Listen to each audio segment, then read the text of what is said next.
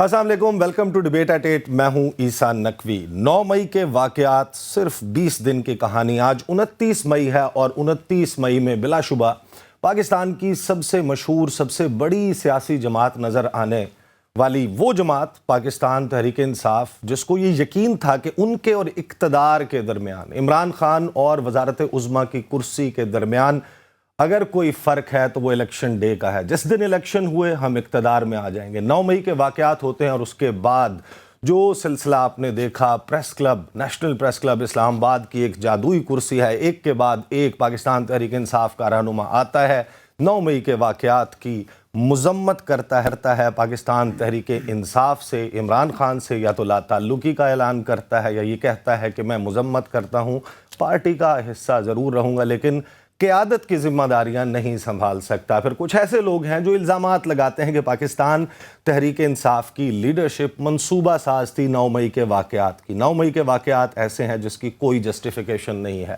کچھ بھی ہو جائے، آپ ملکی املاک کو، حساس تنصیبات کو نشانہ نہیں بنا سکتے۔ یہ جرم ہے، جرم کی ایک سزا آئین اور قانون میں موجود ہے۔ کیا آئین اور قانون میں موجود سزا سے بڑی سزا جلاؤ گھیراؤ کی بنیاد پر دی جا سکتی ہے؟ بہت ہی چبھتے ہوئے سوالات ہیں۔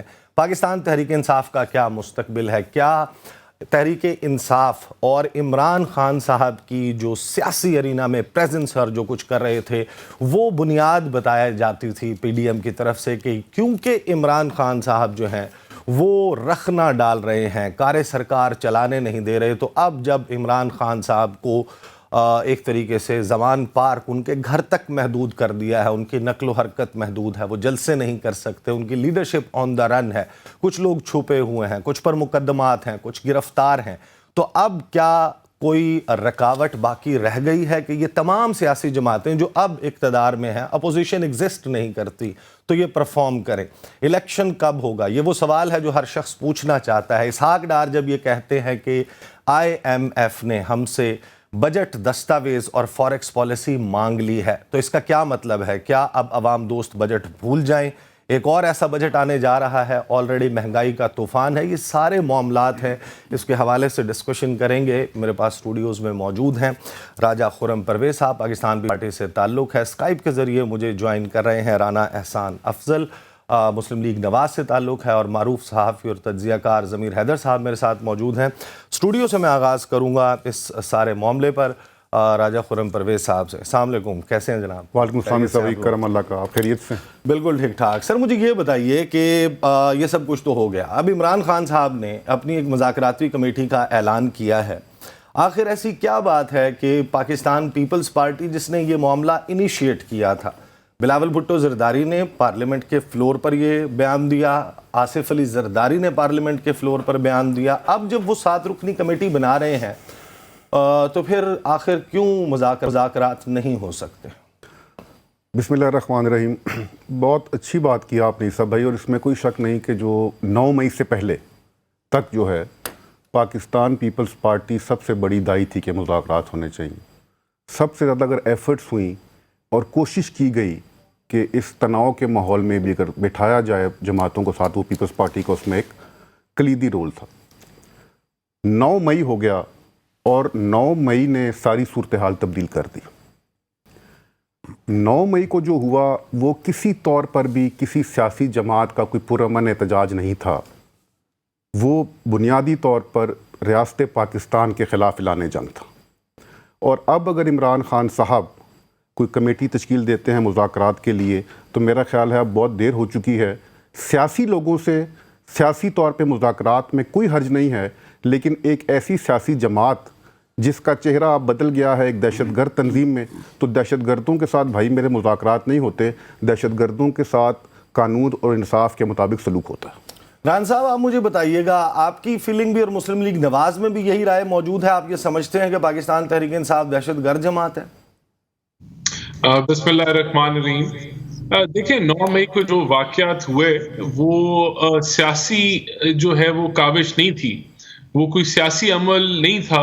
آپ کا جتنا بھی اختلاف ہو، اداروں سے پہلے بھی اختلاف رہا، ڈکٹیٹرز بھی آئے، لیکن وہ جو رد عمل تھا وہ ایک لائن کراس کی گئی۔ آپ نے اپنے سیاسی جتھوں کو پاکستان فوج سے لڑایا اور اس کا نتیجہ پھر وہ سب نے دیکھا کہ یک وقت 7-8 شہروں میں فوجی تنصیبات کے اوپر حملہ آور ہوئے.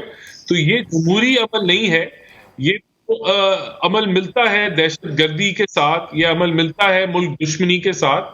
میں یہ نہیں کہوں گا کہ وہ ایک دہشت گرد جماعت ہے، لیکن اس طرز کے اوپر شاید پی ٹی آئی یا عمران خان جو ہے وہ چل چکا تھا. تو یہ جو اعمال تھے 9 مئی کو، یہ اسی طرح کے ہی اعمال تھے. صحیح. اچھا ضمیر حیدر صاحب، آپ مجھے بتائیے کہ جو سرویز تھے، جن کنزرویٹو ترین سروے کی اگر بات کریں، وہ ہمیں یہ بتا رہے تھے کہ تقریباً 60% لوگ ہیں جو اس وقت اپنے آپ کو پولیٹیکلی ایسوسیٹڈ فیل کرتے ہیں عمران خان صاحب کے ساتھ. اگر ہم تصور کر لیں کہ پاکستان کی کل آبادی 24 کروڑ ہے تو یہ بنتا ہے 14 کروڑ 40 لاکھ. اب ظاہر ہے کہ اتنی بڑی ڈویژن اور اس بڑی سیاسی جماعت کو، پوری کی پوری جماعت کو ٹی ٹی پی کے ساتھ جوڑنا، 9 مئی کے واقعات اپنی طرف، جلاؤ گھراؤ اس کی سزا موجود ہے آئین اور قانون میں. تو آپ کو لگتا ہے کہ یہ جو پلان نظر آ رہا ہے پی ڈی ایم کا، یہ کوئی وائبل ہے؟ اتنی بڑی اوور ویلمنگ میجورٹی کو ڈس ایسوسیٹ کر دینا، آپ اس کو نیشنل پروسیس سے نکال دیں، بات چیت نہ کریں. Do you think that is the right way? بہت بہت شکریہ عیسیٰ. دیکھیں اس میں دو چیزیں ہیں. ایک تو یہ کہ ابھی جس طرح توڑ پھوڑ چل رہی ہے پی ٹی آئی کے اندر، اور پھر جہانگیر خان ترین صاحب بھی ایکٹیو ہوئے ہیں، ساتھ حلیم خان ہیں ان کے، اون چودھری، اور پھر انہوں نے اب کوئی نمبرز بھی دینے شروع کر دیے ہیں کہ جی 43 50 پتہ نہیں کتنے ہمیں جوائن کر چکے ہیں. تو اس تناظر میں اگر دیکھا جائے تو پی ٹی آئی کو تو سکویز کر رہے ہیں، بہت چھوٹا کر رہے ہیں. تو اس وجہ سے شاید پی ڈی ایم اتنا انٹرسٹڈ نہیں ہوگی، یا پی ڈی ایم کی الائڈ پاکستان پیپلز پارٹی ان سے مذاکرات کے لیے ابھی انٹرسٹڈ نہیں ہوگی. ہاں الیکشنز کے بعد اگر کوئی کہیں پہ کسی نے الائنس میں جانا ہوگا، اگر تو کوئی 2/3 نہیں لے سکا تو پھر وہ دیکھیں گے اس وقت کیا صورتحال بنتی ہے. لیکن جو پرائمریلی وجہ مجھے نظر آتی ہے کہ پی ڈی ایم جو اس کو بالکل ڈسکریڈٹ کر رہی ہے پی ٹی آئی کو، وہ وجہ تو بظاہر یہی ہے کہ اب پی ٹی آئی جو ہے وہ بہت سکویز ہو گئی ہے. عمران خان صاحب تنہا رہ گئے ہیں، اکیلے ہیں. کچھ لوگ ہیں جن کو میں آدھا تیتر آدھا بٹیر کہتا ہوں، جیسے اسد عمر صاحب ہیں، معذرت سے، لیکن بات یہ ہے کہ یہ کہہ دینا کہ جی میں عہدہ چھوڑ رہا ہوں لیکن پی ٹی آئی نہیں چھوڑ رہا، تو کیا وہ عمران خان صاحب کو ڈیفینڈ کریں گے؟ آج انہوں نے کہا کہ عمران خان صاحب کے ساتھ کھڑا ہوں، کھڑا تھا، کھڑا رہوں گا. اگر آپ کو یاد ہو تو شاہ محمود قریشی صاحب کے بھی یہی ورڈز تھے جب وہ اڈیالہ جیل سے باہر نکلے تھے، اور انہوں نے بھی یہی ورڈز دیے تھے کہ میں عمران خان کے ساتھ کھڑا تھا، کھڑا ہوں اور کھڑا رہوں گا. لیکن بات یہ ہے کہ کیا یہ لیڈرز جن کا بہت بڑا سٹیچر تھا پاکستان تحریک انصاف میں، یہ کیا اس طرح عمران خان صاحب کو ڈیفینڈ کر سکیں گے آنے والے دنوں میں؟ کیا پی ٹی آئی کی قیادت سنبھال کر جیسے کہا جا رہا ہے کہ ایک ایسی پی ٹی آئی ہوگی جس میں عمران خان صاحب شاید نااہل ہو چکے ہوں گے یا جیل میں ہوں گے، تو یہ قیادت سنبھالیں گے پی ٹی آئی کی؟ تو پی ٹی آئی کے اس وقت کتنے لوگ ان کے ساتھ ہوں گے، کتنا وزن ہوگا، سیاسی وزن، بیسیکلی وزن کی بات ہے کہ کتنا سیاسی وزن ہوگا جس کی وجہ سے مجبور ہو جائے پی ڈی ایم یا پیپلز پارٹی ان سے مذاکرات کرنے پر، وہ آنے والے دنوں میں ہمیں دیکھنا پڑے گا. لیکن ہیونگ سیڈ دیٹ عیسیٰ، جو 9 مئی کے واقعات ہوئے اس کے بعد یقیناً پی ٹی آئی کو، کہنے والے تو یہ کہتے ہیں کہ 9 مئی prove to be Achilles heels for P T I and Imran Khan. اور کسی حد تک بجا بھی ہے کہ کیونکہ ہماری قوم جو ہے، اس خطے کے لوگ بڑے جذباتی ہیں، اور خاص طور پہ ان کے ساتھ ان کے جذبات بہت زیادہ جڑے ہوتے ہیں جو آپ کی راتوں کی نیند پرسکون بناتے ہیں، جو آپ کو پروٹیکٹ کر رہے ہوتے ہیں. ان سے بہت جذباتی لگا ہوتا ہے. جس طرح ان کی شہادتیں ہوتی ہیں تو آپ زیادہ تکلیف میں آتے ہو، پریشان ہوتے ہو. تو وہ ایک فیکٹر ہے. آنے والے دنوں میں یہ کتنا، کیونکہ ابھی تک ہم دیکھیں 10 دن گزر چکے ہیں، لیکن آج بھی جب آپ نے اس پروگرام کا آغاز کیا تو 9 مئی کے واقعات سامنے آتے ہیں. 9 مئی سے ضمیر صاحب ایک سیکنڈ، بات یہ ہے کہ یہ سارا معاملہ دیکھیں، مسلم لیگ نواز کے کچھ لیڈرز نے جب بیانات دیے تھے، آئی ریممبر جب جاوید لطیف صاحب نے کہا تھا کہ اگر مریم نواز صاحبہ کے ساتھ یہ سلوک ہوا تو پھر ہم پاکستان کھپے کا نعرہ نہیں لگائیں گے.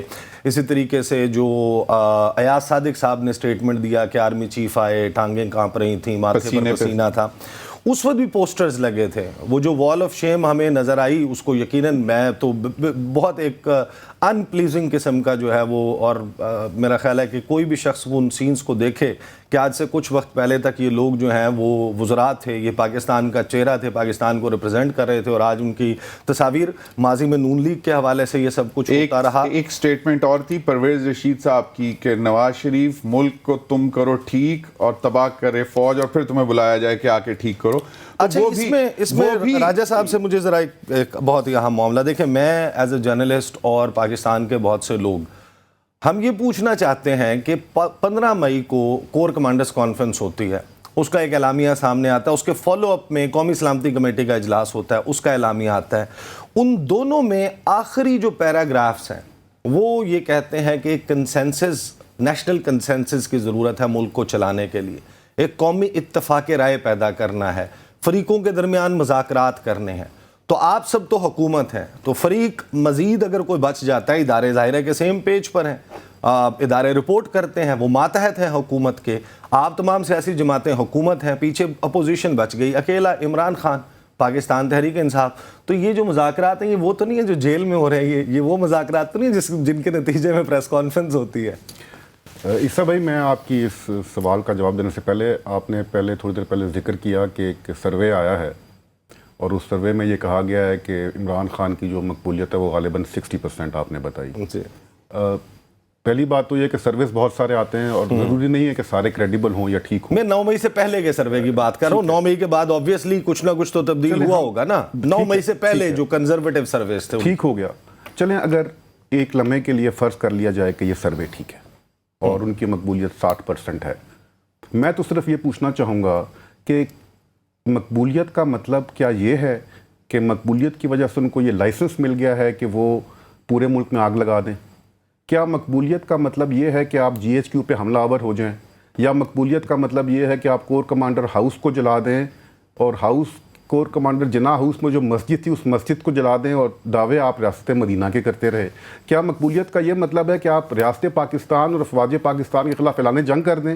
تو ہمیں یہ چیز بھی ذہن میں رکھنا ہوگی عیسیٰ بھائی, مقبولیت ایک الگ چیز ہے اور کرمنل ایکٹیویٹی یا ریاست پاکستان کو نقصان پہنچانا اس کو ہمیں الگ رکھنا پڑے گا. اور اگر کوئی مقبول ہو یا غیر مقبول ہو, اگر وہ پاکستان کی سالمیت کے خلاف بات کرتا ہے, پاکستان کے اداروں کے خلاف بات کرتا ہے, تو پھر قانون کو حرکت میں آنا ہوگا. اور ان لوگوں کو دیکھیں, خان صاحب نے جو لانگ مارچ کیا تھا پہلے پورے اسلام آباد میں انہوں نے آگ لگائی, اگر اس وقت ایکشن ہو جاتا شاید یہ دن ہمیں نہ دیکھنا پڑتا. میرے سوال کا جواب نہیں دیا. جی جی, مذاکرات کا میں نے کہا کہ جو 2 اعلامیے سامنے آئے تھے اس میں مذاکرات کی بات ہے, تو یہ جو جیل میں ہو رہے ہیں ان مذاکرات کی بات ہو رہی ہے یا تحریک انصاف کے ساتھ مذاکرات؟ ایک بات تو میں کلیئر کر دوں, اس میں کوئی شک نہیں ہے کہ سب کو مل کر بیٹھنے کی ضرورت ہے, اس میں تو کوئی شک نہیں ہے.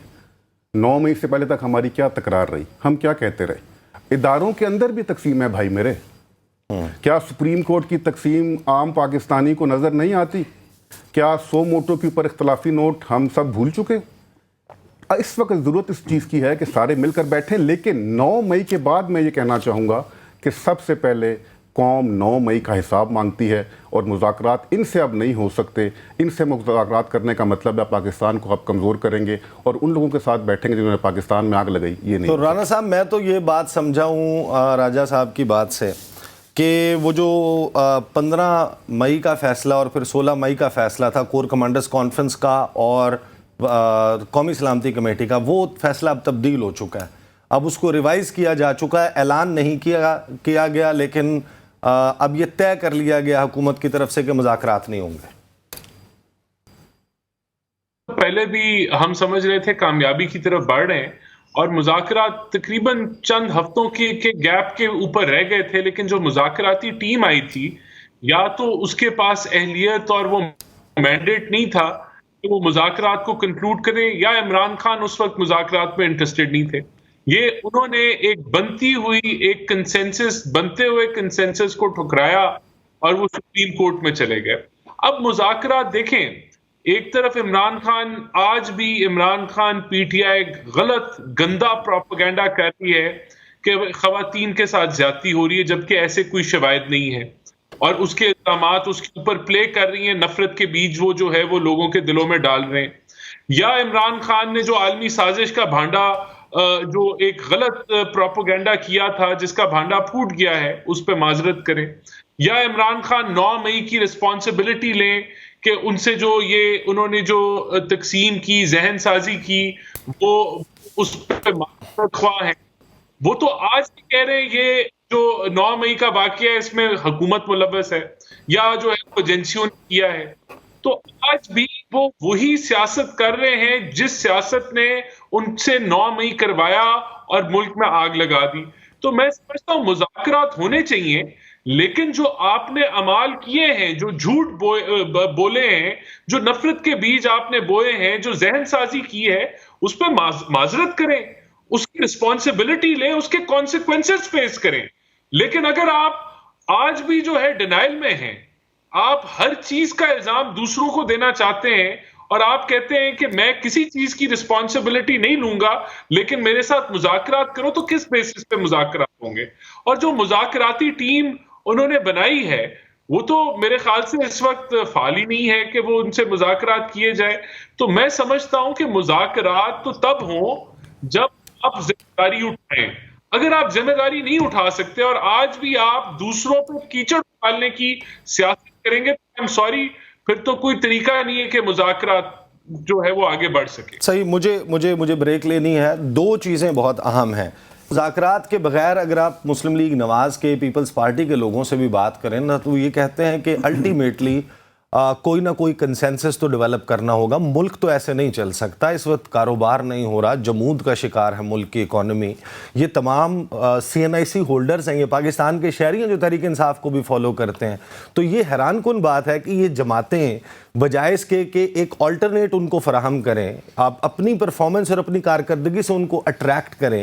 یہ جو ریپیل کرنے کا اور تحریک انصاف کے لیڈرشپ سے تو آپ کی لڑائی ہے, اس کا ورکر سپورٹر تو پاکستانی شہری ہے, ایک عام شہری ہے, اس کے ساتھ آپ کی کیا دشمنی ہے؟ یہ بہت ہی اہم سوال ہے. اور الیکشنز کی طرف جائے بغیر اس معاملے کو کیسے سالو کیا جا سکتا ہے, بات کریں گے after the break. Welcome back after the break. Break سے پہلے رانا احسان صاحب گفتگو کر رہے تھے, اس میں انہوں نے انسانی حقوق کے حوالے سے بات کی. میں اپنی آبزرویشن یہاں پہ رکھنا چاہتا ہوں کہ ظاہر ہے کہ انسانی حقوق کے حوالے سے کوسچن مارکس تو موجود ہیں. دیکھیں جو رائٹ ٹو فیئر ٹرائل ہے, اگر عدالت سے کسی کو ضمانت مل رہی ہے, اس کو دوبارہ اٹھایا جا رہا ہے تو ظاہر ہے کہ سوالیہ نشان بنتا ہے. پھر جو جلاؤ گھراؤ اور توڑ پھوڑ کے واقعات ہیں, اس میں چند درجن یا چند 100 افراد ظاہر ہے کہ وہ تو نظر آتے ہیں آپ کو ویڈیوز میں, لیکن تحریک انصاف کہہ رہی ہے, کلیم کر رہی ہے کہ کوئی 10,000 ان کے بندے اٹھا لیے ہیں, تمام لیڈرشپ اٹھا لی ہے.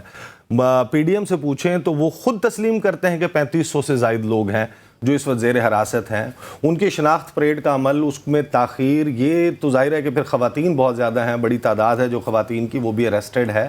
تو ان کا آپ ان کو ایک انڈیفینٹ پیریڈ آف ٹائم کے لیے تو جیل میں نہیں رکھ سکتے. اب الیکشن والے معاملے پہ رانا صاحب اگر آپ اس کے اوپر کچھ کہنا چاہیں تو بالکل, آپ جب میں آپ کی طرف آؤں گا سوال پہ تو آپ کہہ دیجئے گا. معاملہ ہے الیکشنز کا. ضمیر صاحب آپ مجھے بتائیے, آپ کو لگتا ہے کہ بات جو چل رہی تھی, جلسے ہو رہے تھے, مسلم لیگ نواز کی لیڈرشپ کہتی تھی کہ پہلے احتساب ہوگا پھر انتخاب ہوگا, پہلے ترازو کے 2 پلڑے برابر ہوں گے پھر انتخاب ہوگا, دودھ کا دودھ پانی کا پانی ہوگا پھر انتخاب ہوگا, پہلے تم بھی 200 پیشیاں بھگتو گے تب انتخاب ہوگا, لیول پلینگ فیلڈ بنے گی تب انتخاب ہوگا, نواز شریف کے ساتھ زیادتیوں کا ازالہ ہوگا تب انتخاب ہوگا. تو آپ کو لگتا ہے کہ 9 مئی سے 29 مئی کے دوران جو کچھ ہوا ہے اس سے مسلم لیگ نواز کی کچھ تشفی ہو چکی ہوگی اور اب الیکشنز کی طرف جائیں گے معاملات؟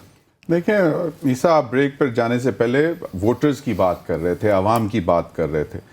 تو PDM یا پاکستان پیپلز پارٹی یہ اگر کلیم کرے کہ جی لیول پلینگ فیلڈ تقریباً ہو گئی ہے, حالانکہ ابھی خواہشات بہت زیادہ ہیں ان کی, اس سے بہت زیادہ خواہشات ہیں کہ وہ چاہتے ہیں کہ عمران خان بالکل مطلب سامنے سے بالکل ہٹ جائے, تو وہ بھی ایک ان کی خواہش رہتی ہے. لیکن سب سے بڑا سوال یہ ہے کہ الیکشن میں یہ کیوں جائیں گے؟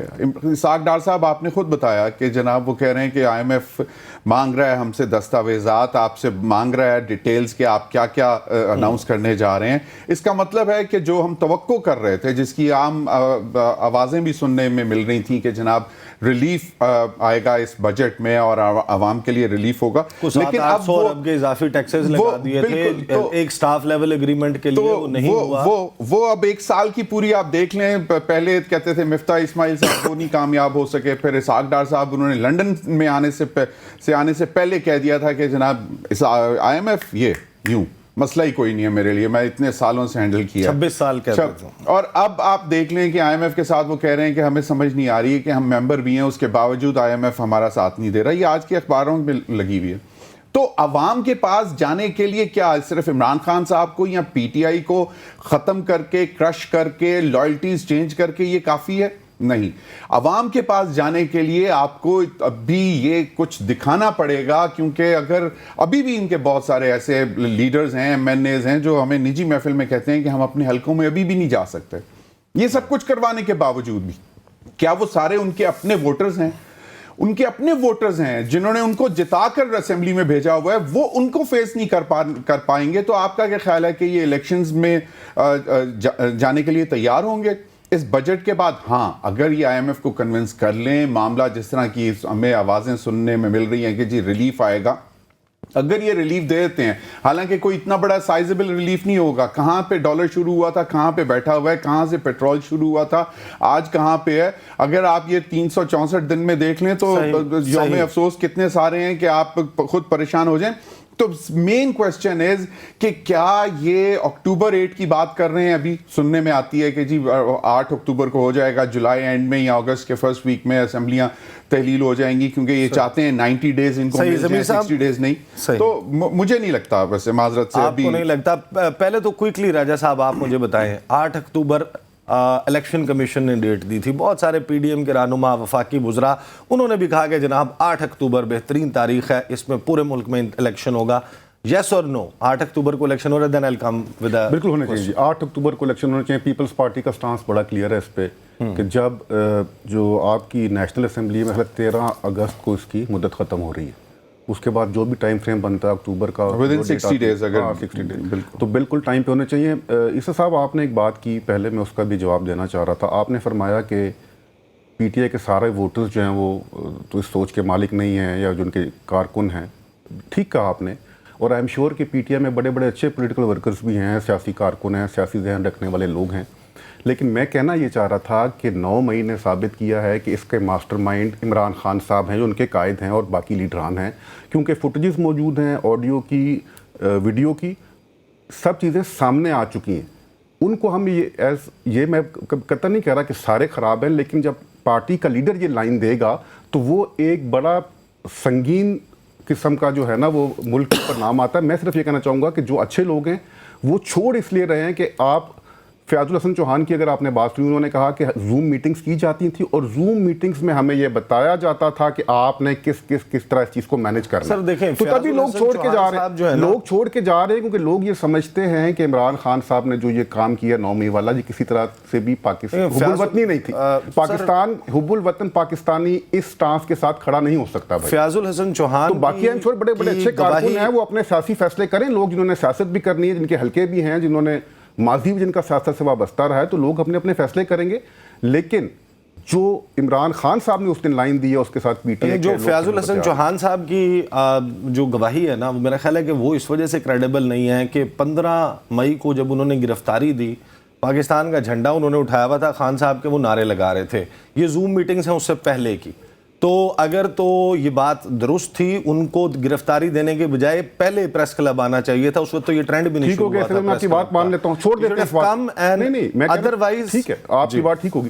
تو جو ویڈیو فوٹیجز میں پی ٹی آئی کے مرکزی رہنما موجود ہیں ادھر, یا جو آڈیو جو لیک ہوئی ہیں, اس کے اندر جو وہ بتا رہے ہیں کہ ہم یہ کر رہے ہیں, ہم نے تباہ کر دیا, ہم نے آگ لگا دی, ہم نے جلاؤ گراؤ کر دیا, جو ٹارگٹ تھا وہ اچیو ہو گیا, اس کو آپ کیسے ویسے انٹرسٹنگلی وہ ابھی تک عمران خان کے ساتھ کھڑے ہوئے ہیں. اس کے بارے میں آپ ڈاکٹر یاسمین راشد کھڑی ہوئی ہیں, اعجاز چودھری کھڑے ہوئے ہیں, اور دوسرے وہ جو ایک اور ہیں صاحب لاہور والے, محمود الرشید صاحب, میرے خیال میں وہ جن کی آڈیوز اور ویڈیوز کی بات کر رہے ہیں. لیکن جس کے خلاف جسٹیفائی نہیں کر رہا میں, یہ جسٹیفائی نہیں کر رہا کا, اس کا آپ ڈیفینڈ کیسے کر سکتے ہیں؟ میں بالکل ان کا سٹینس جسٹیفائی کوئی بھی نہیں کر سکتا. رانا صاحب, میں I'll come up with the same question.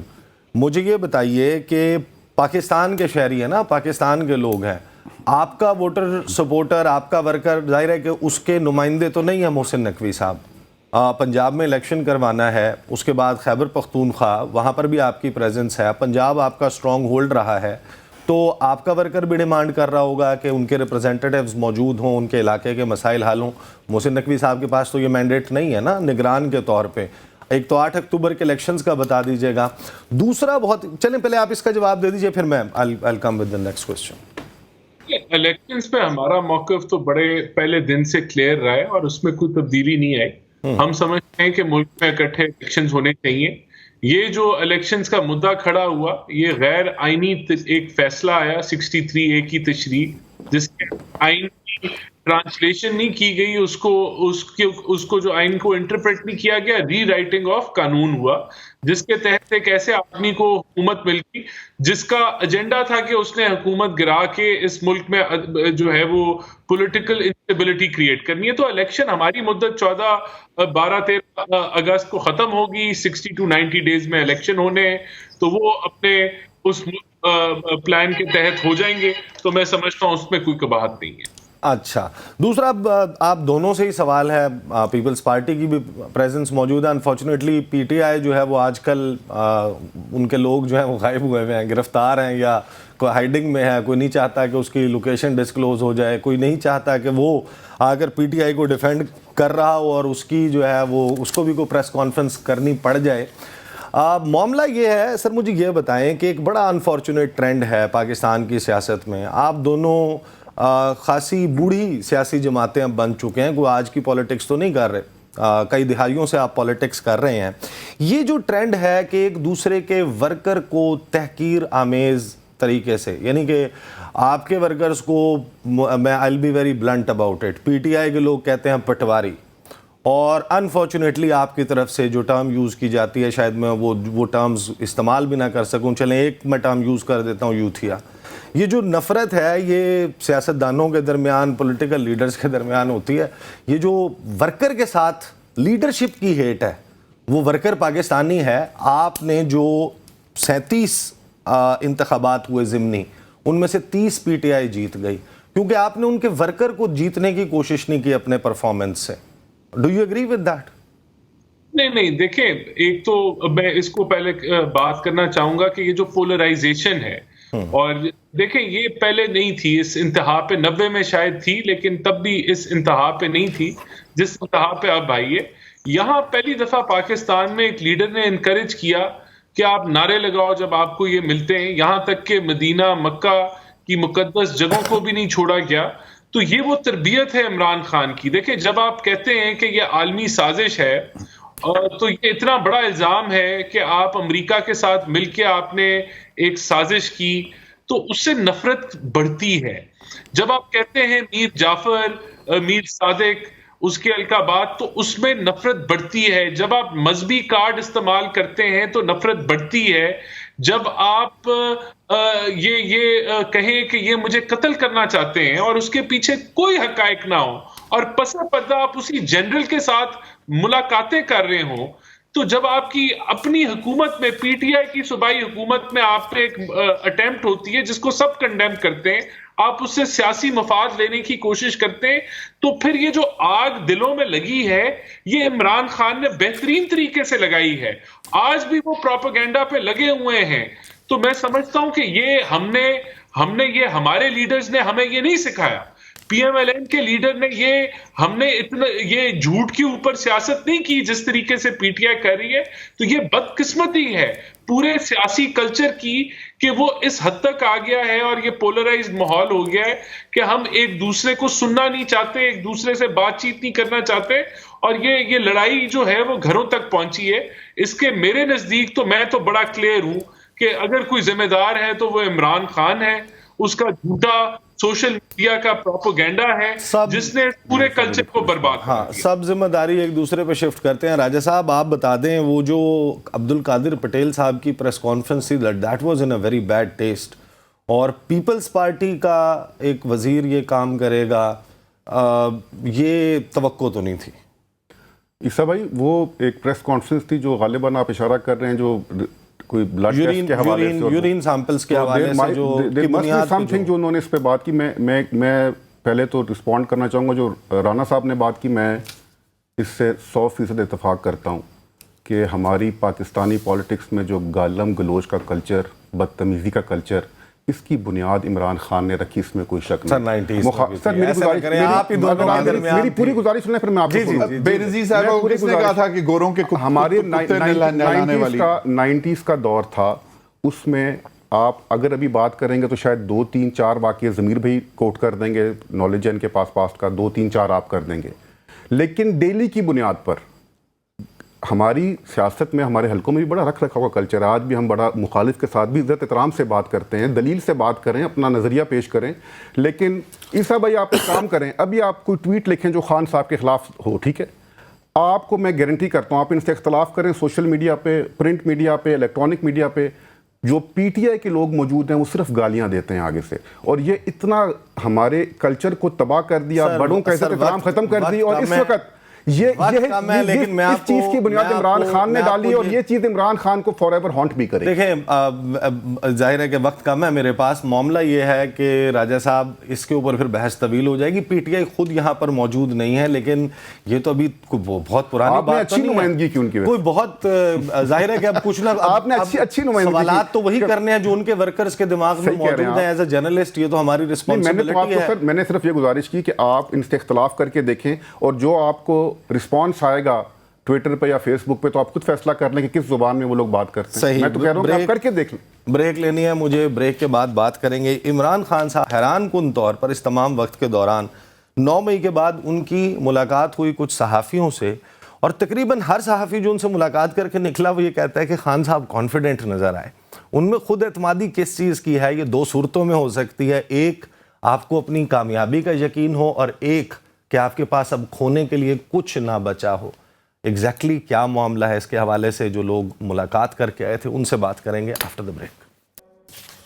Welcome back after the break. گزشتہ 20 روز کی کہانی بڑی عجیب و غریب ہے۔ وہ جماعت جو پاکستان کی سب سے بڑی جماعت نظر آتی تھی اس میں ٹوٹ پھوٹ ہے، اور 2 اہم معاملات ہیں اس سیگمنٹ میں ہم بات کریں گے۔ ایک تو عمران خان صاحب جو ہیں ان کی 9 مئی کے واقعات کے بعد، جماعت میں ٹوٹ پھوٹ کے بعد، بہت سارے لیڈرز کے چھوڑ جانے کے بعد، اور یہ عمل نہ رکنے کے دوران ان کی ملاقات ہوتی ہے کچھ صحافیوں سے۔ یہ پہلی انفارمل طویل سیٹنگ تھی جو ان کی جرنلسٹ سے ہوئی، اور عمران خان صاحب سے ملاقات کرنے والے لگ بھگ ہر صحافی کا یہ خیال ہے کہ خان صاحب بہت کانفیڈنٹ ہیں، ان کی باڈی لینگویج شیکن نظر نہیں آتی، وہ پریشان نظر نہیں آتے۔ ایسی کیا بات ہے کہ خان صاحب جو ہیں وہ کانفیڈنٹ ہیں؟ اس کے حوالے سے علی ممتاز صاحب سینئر صحافی ہیں، تجزیہ کار ہیں، ان کی ملاقات ہوئی تھی، وہ ہمیں اسکائپ کے ذریعے جو ہے وہ جوائن کر رہے ہیں۔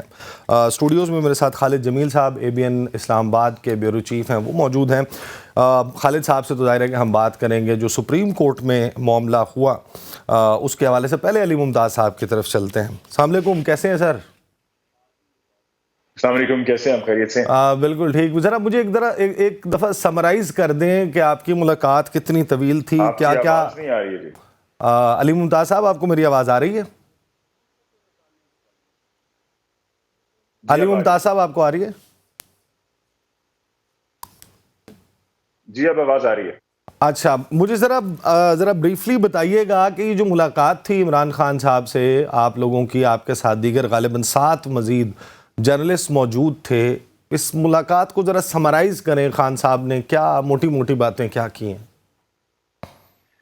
سب سے پہلے تو یہ کہ جب ہم وہاں پر پہنچے ملاقات کے لیے تو خان صاحب کی اس سے پہلے جتنی بھی ملاقاتیں تمام وکلاء ہوں، جرنلسٹ ہوں، پارٹی کے ممبرز ہوں، وہ ہمیشہ ان کے گھر میں، ان کے ڈرائنگ روم میں ہوتی رہی ہیں، لیکن جب اس دفعہ ہم گئے تو ہم جب داخل ہوئے تو خاموشی تھی، وہ رونق نہیں تھی جو باہر ورکرز کی ہوا کرتی تھی، وہ نعرے بازی نہیں تھی، پولیس نے گھر کو چاروں طرف سے گھیرا ہوا ہے، بلکہ سیکیورٹی پہ بھی جو لوگ جا رہے تھے ان کی فہرست پولیس کے پاس ہی موجود تھی۔ تو اندر داخل ہوئے تو عمران خان صاحب باہر ہی موجود تھے جو ان کا صحن ہے وہاں پر، اور ان کی طرف سے جاتے ہی پہلا جملہ یہ کہا گیا کہ آج ہم یہاں پر بیٹھیں گے کیونکہ اندر ان کے کہنے کے مطابق ان کا گھر بگڈ ہے۔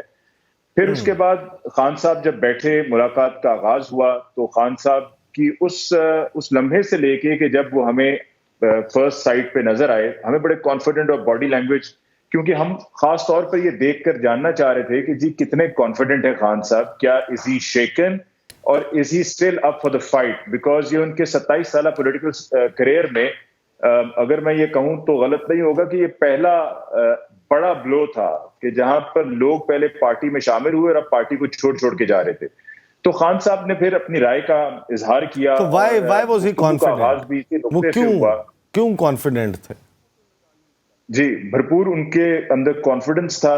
کچھ لوگوں کا یہ کہنا ہے کہ شاید پریشان نظر آ رہے ہیں، کیونکہ آپ کو یاد ہوگا کہ جب لاسٹ ویک عمران خان صاحب اسلام آباد میں گئے اور وہاں پر القادر ٹرسٹ کے اندر بھی نیب میں گئے، وہاں پر ان کو 4 گھنٹے بٹھایا گیا، تفتیش ہوئی، پھر وہ واپس آئے تو ایک ویڈیو آئی سوشل میڈیا پہ کہ جس میں خان صاحب اپنے گھر میں جاتے ہوئے نظر آ رہے ہیں اور لگ رہا ہے کہ جی بڑے تھکے ہوئے ہیں، اور بہت سے لوگ یہ کہنا شروع ہو گئے کہ جی عمران خان صاحب اب تھک گئے ہیں، اکیلے رہ گئے ہیں. لیکن خان صاحب بالکل کمپلیٹلی اس کا اپوزٹ تھے. انہوں نے شیریں مزاری صاحبہ کے حوالے سے اپنی رائے کا اظہار کرتے ہوئے کہا کہ جی انہیں بہت افسوس ہے کہ شیریں صاحبہ نے یوں اس طرح سے ان کو پارٹی کو چھوڑنا پڑا. اور ان کا کہنا تھا کہ جی ان کی طبیعت بھی ٹھیک نہیں تھی اور ان کی بیٹی نے بھی بہت انسسٹ کیا ان کو کہ جی وہ پارٹی کو چھوڑ دیں. پھر ان کا یہ بھی کہنا تھا کہ کچھ لوگ ایسے تھے جو وکٹ کے دونوں طرف کھیل رہے ہیں. میں نے ان سے پوچھا بھائی کہ جی وکٹ کے دونوں طرف کون کھیل رہا ہے؟ تو انہوں نے کہا خیر اس پر پھر کبھی بات کریں گے. پھر فواد چودھری صاحب کے حوالے سے پوچھا گیا تو ان کا کہنا تھا کہ جی فواد چودھری صاحب نے بڑی محنت کی. پھر ان کی طرف سے سلمان احمد صاحب کے بارے میں بات ہوئی. ان کا یہ کہنا ہے کہ جی وہ US نیشنل ہیں، آج کل امریکہ میں ہیں، تو ان پر دباؤ ڈالنے کے لیے ان کے 2 بہنوئی کراچی سے اٹھا لیے گئے. اور سلمان احمد صاحب کو یہ کہا گیا کہ اگر آپ ایک ویڈیو اپنے ٹویٹر اکاؤنٹ سے اپلوڈ کریں گے یا کسی اور اپنے سوشل میڈیا اکاؤنٹ سے اپلوڈ کریں گے اور حمایتی ویڈیو ہوگی اور کنڈیم کریں گے 9 مئی کے واقعات کو، تو آپ کے دونوں بہنوئی چھوڑ دیے جائیں گے. تو ان کے اصرار پر یا بہنوئی کی کنڈیشن کو دیکھتے ہوئے انہوں نے وہ ویڈیو تو اپلوڈ کر دی، لیکن ان کے بہنوئی کو پھر بھی ریلیز نہیں کیا گیا. اور سلمان احمد صاحب سے کہا گیا کہ اب آپ اپنا ٹویٹر اکاؤنٹ کا پاسورڈ دیں گے تو ہم بہنوئی کو چھوڑیں گے، جس پر سلمان احمد صاحب نے ریزسٹ کیا. تو عمران خان صاحب کی گفتگو میں خان صاحب نے ایک چیز، میں خالد جمیل صاحب سے بات کروں گا، پہلے مجھے ایک چیز کنفرم کر دیں. خان صاحب نے اب غالباً آپ نے یا کسی اور نے یہ سوال کیا خان صاحب سے کہ کون نہیں چھوڑ کر جائے گا، اس پہ انہوں نے صدر عارف علوی کا نام لیا. کیا یہ بات درست ہے؟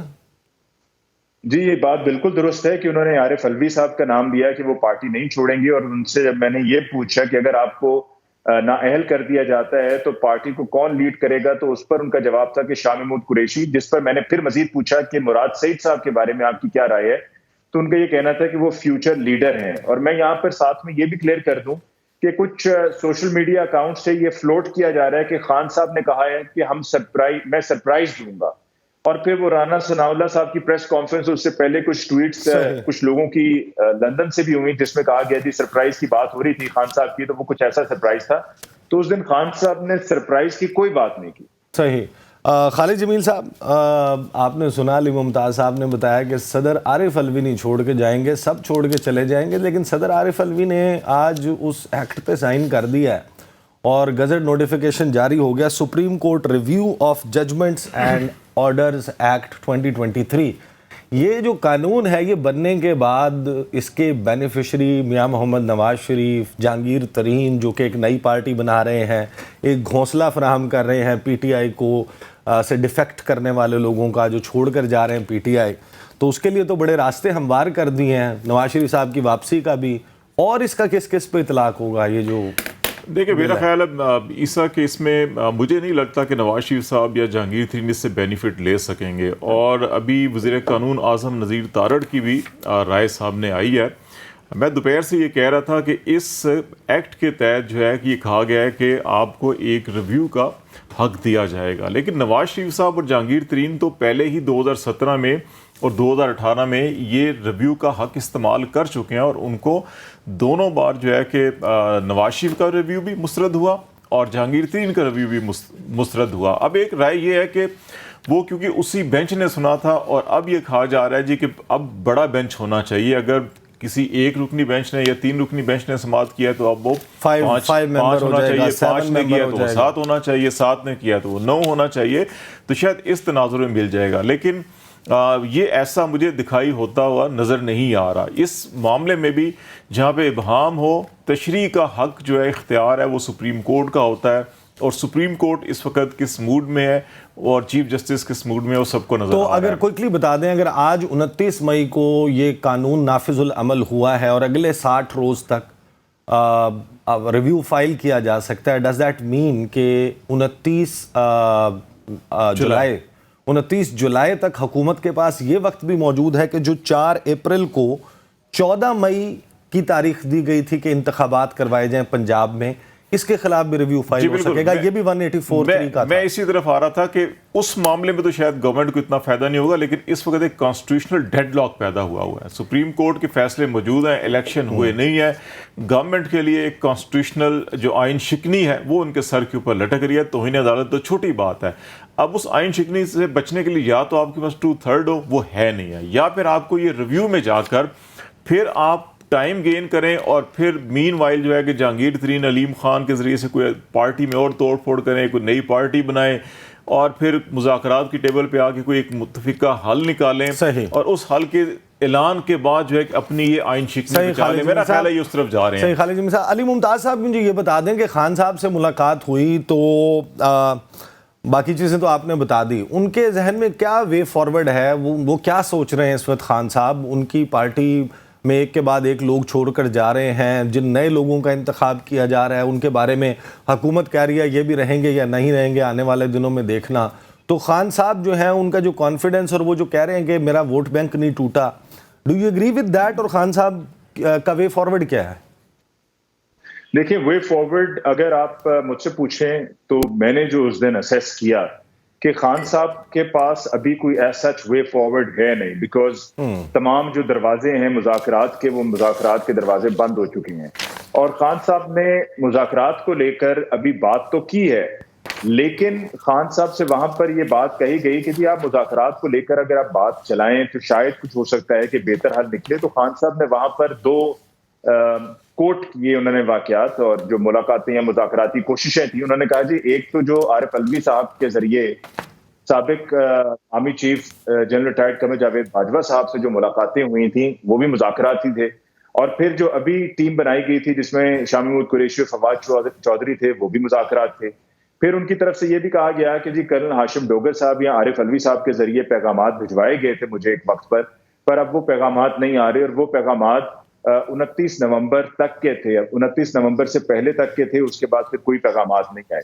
तो इमरान खान साहब से जब ये स्ट्रैटेजी की बात पूछी गई कि जी स्ट्रैटेजी क्या है, तो उस पर एग्जैक्ट जो जवाब था इमरान खान साहब का वो ये था कि जी आगे क्या होगा ये अल्लाह जानता है। ये इमरान खान साहब का स्ट्रैटेजी के बारे में सवाल पूछे जाने पर जवाब था। और इमरान खान साहब ने ये भी कहा कि जी जो general retired colonel Javed Bajwa हैं उनकी तरफ से कहा गया था कि जी हमारे पास फाइल्स भी मौजूद हैं, आपको ज्यादा 30-40 सीट्स मिलेंगी और आपको हमारे साथ बात को मानकर चलना होगा। उन्होंने कहा जी general retired colonel Javed Bajwa साहब तकब्बुर से बात कर रहे थे, लफ्ज इस्तेमाल किया इमरान खान साहब ने कि जी फड़े मार रहे थे। तो खान साहब ने कहा कि जो अभी कुछ ऑडियो या वीडियोस की जो बात चली है दोबारा से, जिसमें वीडियोस को लेकर उनकी तरफ से लाइलमी का इजहार किया गया और उनके एक्सप्रेशंस बता रहे थे कि वाकई में उनको नहीं मालूम है, बिकॉज वहां पर देखें जिस तरह पिछले हफ्ते हमने देखा कि नेट भी बंद हो गया, तो इस बात को मानना क्या तक ठीक है कि किसी से राब्ता भी नहीं हो रहा, कोई आता है तो वो कहते हैं कि यहाँ पर रोक लिया जाता है तो कोई मिलने भी नहीं आ रहा है। तो इमरान खान साहब का ये कहना था ये उसी का हिस्सा है कि जो general retired colonel Javed Bajwa साहब के हवाले की तरफ से कहा गया था कि हमारे पास फाइल्स मौजूद हैं। सही। अली मुमताज साहब, वक्त जो है वो मेरे पास खत्म हो चुका। बहुत बहुत शुक्रिया आपने हमें ज्वाइन किया। खालिद जमील साहब शुक्रिया। इमरान खान साहब कहते हैं कि जितना वक्त लेना है जल्दी जल्दी लें, जितने बंदे तोड़ने हैं तोड़ लें, लेकिन इलेक्शन करवाएं। खान साहब जो हैं वो इलेक्शन पर बज़िद हैं। हुकूमत क्या करती है इस हवाले से अगले चंद रोज़ बहुत अहम है, उस पर नज़र रखेंगे। अब तक के लिए इतना ही, मुझे इजाज़त दीजिए। अल्लाह हाफ़िज़।